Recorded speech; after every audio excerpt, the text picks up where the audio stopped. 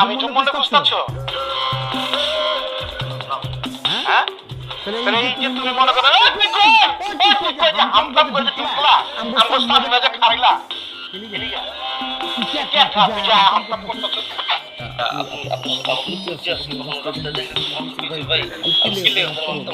এটাই তো কথা, তোর লোক আমার জীবনে দেখা নেই, তোর লোক আমার কোনো উচ্চতার কোনো ভূমিকা লাগে নাই, তুই কেন মানে বুঝতে মারবি? তুই ভাই আমি অনেক ছোট আগে অনেক ছোট ভাই